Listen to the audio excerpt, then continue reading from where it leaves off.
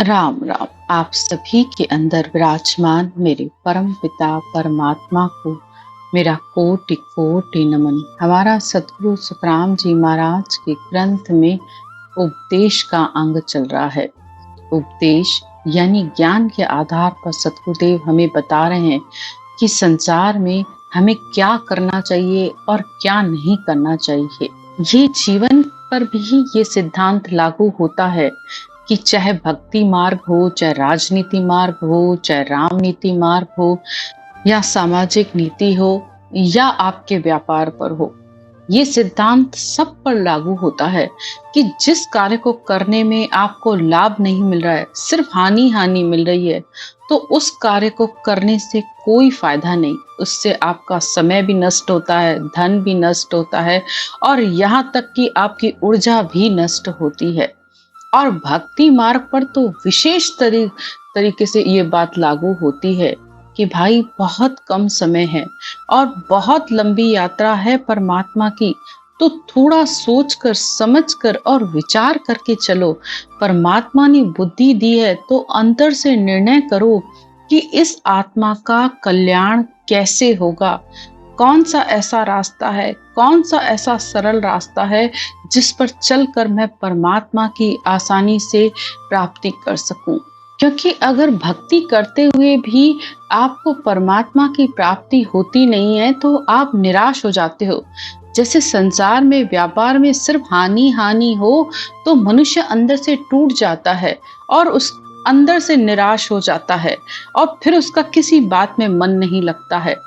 इसी तरह भक्ति मार्ग पे आप सालों से चल रहे हो, ज्ञान सुन रहे हो, सत्संग सुन रहे हो, सुमिरन भी कर रहे हो, लेकिन अंदर में वो निज कण आया ही नहीं, वो निज नाम जागृत हुआ ही नहीं, आपके भरम खत्म हुए ही नहीं, तो फिर ऐसी संगत में जाने से क्या फायदा। यही बात सतगुरुदेव ज्ञान से समझा रहे हैं और अनेक उदाहरणों से आज हमें समझा रहे हैं। सतगुरुदेव कहते हैं, मीठा भोजन धृक पाए प्राणी दुख पावे। सतगुरुदेव उदाहरण देकर कहते हैं कि जैसे किसी को शुगर है और वो मिठाई खाए जाए, मिठाई खाए जाए, क्यों? क्योंकि उसकी इच्छा तीव्र है, तो वो अपने आप को मीठा खाने से रोक नहीं पाता है और वही मीठा उसके शरीर को नुकसान पे नुकसान पहुंचा रहा है। तो ऐसे मीठे खाने को धिक्कार है जिसको खाने से आपको इतना शरीर को नुकसान हो रहा है, आपका शुगर लेवल बढ़ रहा है, आपकी बीमारी दिन ब दिन बढ़ती जा रही है। तो ऐसे खाने को छोड़ देना ही बेहतर होता है। सो गहनो सुख बाल पैण सुनड़ा हो जावे। अब आपको कहीं जाना है, आपको गहने पहनने का बहुत शौक है और जब भी कहीं आप किसी पार्टी में फंक्शन में जाते हो तो वो पहनते हो, लेकिन अगर उस गहनों को पहनने से आपके कानों में दर्द हो रहा है, गले में दर्द हो रहा है, तो ऐसा गहना पहनने से क्या लाभ, जिसको पहनने से आपको सिर्फ दर्द का सामना करना पड़ रहा है।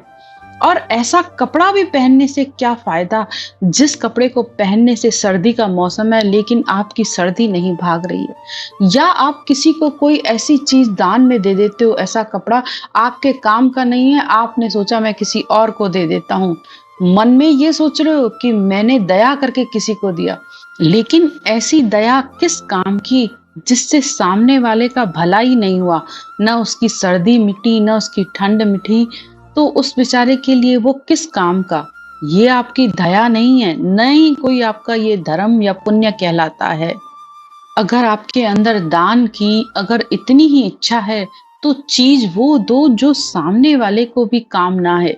जो आपके ही काम की नहीं है तो आप कैसे सोचते हो कि वो दूसरे को भी काम में आ सकती है। फिर सतगुरुदेव कहते हैं, ऊंची संगत धृक नरक अधिकारी हुआ, जहाँ तहाँ टोटो उपजे, सोई सोई तजिए धाम, नफे बिना सुख राम कहे, ऊंच चीज किस काम।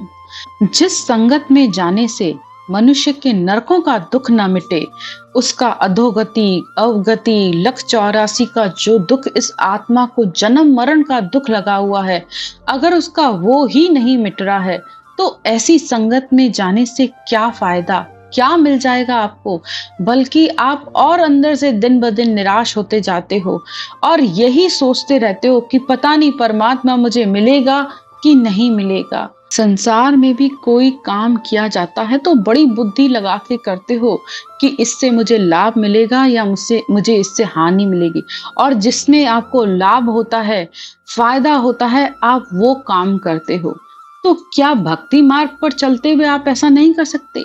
परमात्मा ने आपको बुद्धि ली है, निर्णय कीजिए अपनी बुद्धि से कि क्या मेरे मन के अंतर के भ्रम मिट रहे हैं? क्या मेरे अंदर उस निज नाम की जागृति हुई है?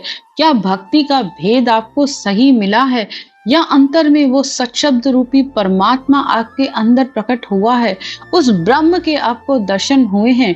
अगर नहीं हुए हैं तो फिर ऐसी संगत में जाने से क्या फायदा?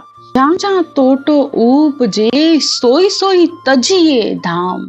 तो सदगुरुदेव कह रहे हैं जहाँ फायदे की बजाय नुकसान हो रहा है तो ऐसे धाम को भी तज देना चाहिए, यानी छोड़ देना चाहिए। नफे बिना सुखराम कहे ऊंच चीज किस काम। अब बिना फायदे के कोई चीज कितनी भी अच्छी हो, लेकिन वो किसी काम की नहीं होती है।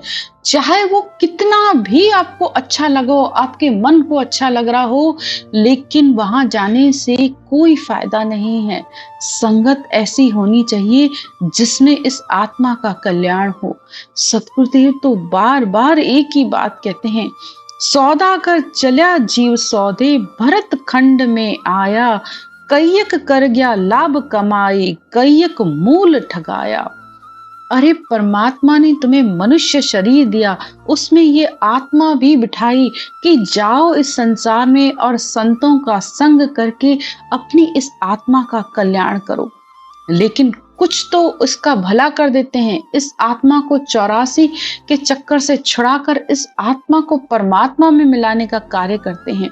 केवली भगवंतों का ज्ञान उनको मिल जाता है तो वो लाभ की कमाई करके चले जाते हैं। और कोई ऐसे होते हैं जो संसार में आए, बस खाया पिया, संगत की और चल दिए, और मन में फिर खुश भी होते रहेंगे कि हम पहुंच जाएंगे। क्यों? क्योंकि ऐसा गुरु ही नहीं मिला, ऐसा ज्ञान ही नहीं मिला। बस गुरु को देख देख के खुश होते रहे, गुरु के आशीर्वाद ले लेके खुश होते रहे।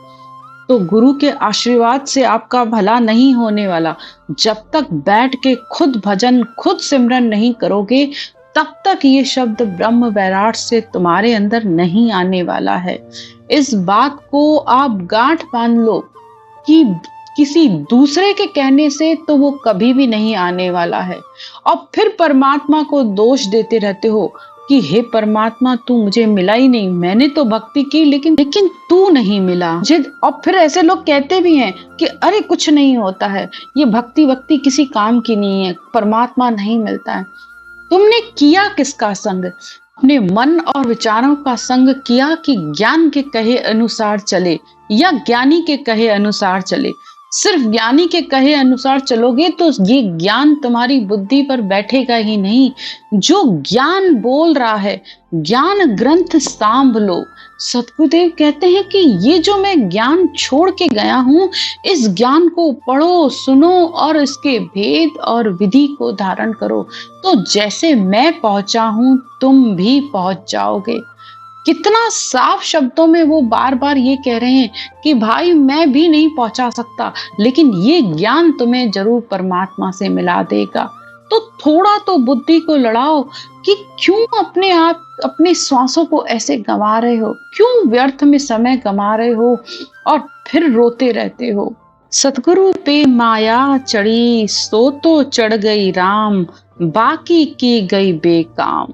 तो सतगुरु यहाँ क्या है? ये श्वास पर श्वास, इस श्वास पर श्वास में जब इस राम के नाम को, तो राम सतगुरु, विधि सतगुरु, ये श्वास पर श्वास सतगुरु, ज्ञान सतगुरु, ये सतगुरु हैं, असल सतगुरु ये हैं। जब तुम इनका संग करोगे, ज्ञानी को नहीं, ज्ञानी के ज्ञान का संग करोगे, तब उस परम धाम में मिल पाओगे। आगे सतगुरुदेव फिर कहते हैं, गधो गधे संग जाए भैंस भैंसा में आवे, ऊंट ऊंट के संग गाय गाया में जावे, स्वान स्वान के संग भेड़ भेड़ा संग होई, घेवर संग गजराज सिंह संग रहे न कोई। अब संसार में जिसका जैसा स्वभाव होता है ना, उसको वैसे ही लोग अच्छे लगते हैं। अगर आपको किसी के बारे में जानना है ना, तो बस उसके आसपास जो लोग हैं जिनका वो संग करता है, उसको देख लीजिए और समझ जाइए कि उसका स्वभाव क्या है। उसी का उदाहरण देकर सदगुरुदेव कहते हैं कि गधा गधे के संग रहता है, भैंसा भैंसे के संग रहता है। जिस तरह ऊंट ऊंट के साथ रहता है, गाय गायों के साथ रहती है, स्वान स्वान के साथ रहता है, भेड़ भेड़ों के साथ ही रहती है। लेकिन एक सिंह ऐसा है जो अकेला रहता है। अब यहाँ सिंह कौन है? ये सत शब्द। ये सत शब्द ऐसा सिंह है जो किसी के साथ नहीं रहता है, न मन के साथ, न इच्छा के साथ, न इंद्रियों के साथ, न शरीर के साथ, न श्वासों के साथ। ये सबसे अलग इस गगन मंडल में हर समय घरनाता रहता है। ये तीन लोक से पूरे अपने आप को अलग करके, तीन लोग बाहर नहीं, तुम्हारा ये शरीर, खंड पिंड ब्रह्मांड, इस सबसे अलग करके इस आत्मा को अगम घर में ले जाता है। उस अगम देश में पूरी यात्रा करवा के अपने साथ ले जाता है। तो सिंह रूपी शब्द है गरजे और गाजे, भेड़ स्वरूपी जगत है भड़के और भागे। तो जब ये जंगल में शेर की दहाड़ होती है ना, तो सब जितने भी जानवर होते हैं भाग खड़े होते हैं। इसी तरह जब हमारे अंदर ये सत शब्द आता है, तो ये सारे पांचों विषय, पांचों इंद्रियां, सब कुछ शांत हो जाते हैं। काम, क्रोध, लोभ, मोह, अहंकार सब पीछे छूट जाते हैं, सब डर के भाग जाते हैं। और तुम कहते हो कि मैं भक्ति कर रहा हूं, मेरा अभी तक भरम नहीं मिटा। ऐसा हो ही नहीं सकता। थोड़ा अंदर में सोचो, विचार करो कि मन के कहे अनुसार चल रहे हो कि इच्छा के अनुसार चल रहे हो, या जो ज्ञान बता रहा है उसके अनुसार चल रहे हो। आगे सदगुरुदेव कहते हैं, यूं नर नारी जगत में संगत माजने होए, जात पात सुख राम कहे कुल करनी ले होए। तो जिसका जैसा स्वभाव है उसको वैसी ही संगत अच्छी लगती है, वो वैसी ही करनियां और कर्म करता रहता है।